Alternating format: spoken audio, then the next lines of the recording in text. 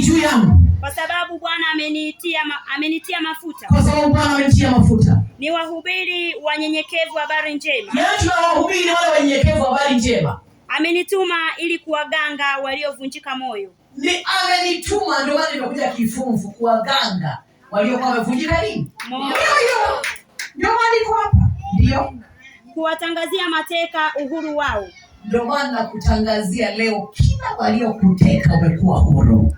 Amen. Kila walioshikilia hatima yako umekuachilia. Amen. Amenituma Baba neno moja tu. Kuwaganga moyo waliovunjika moyo. Waliovunjika mioyo. Na walio mateka kuacha huru. Ndio kazi iliyotumwa. Sina nyingine hapa. Kazi ya ufunuo ni hiyo.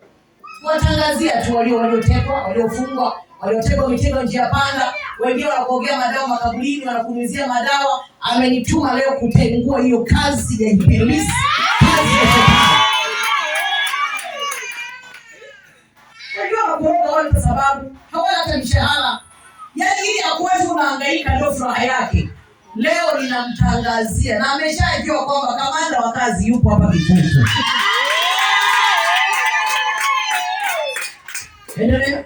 Na hao waliofungwa habari za kufunguliwa kwao. Na hao waliofungwa habari za kufunguliwa kwao. Kutatangaza mwaka wa Bwana. Kutangaza mwaka wa Bwana. Uliokubaliwa.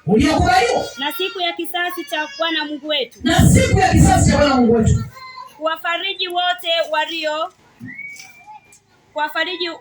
waliao. Waliao, soma vizuri. Kuwafariji wote waliao. Ndio.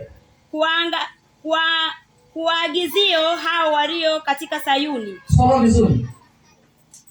Mwingine hapa hilo nileta hapa mwaka. Hapa Kifunfu. Twende. Mafuta ya furaha badala ya maombolezo. Mafuta nini? Ya furaha badala ya maombolezo. Yaani mwe na furaha watoto wa Mungu.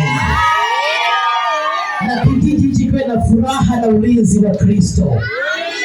Kila mtu anayewasumbua ndani ya hii kijiji nimembroko kwa jina la Yesu. Nimefunga network zote, ziwe za mauti, ziwe za kifo, ziwe roho za vita zozote zile. Nimeifunga mashariki, magharibi, kaskazini na kusini. Asema Bwana wa majeshi. Nimekuja kumtangazia mtu mmoja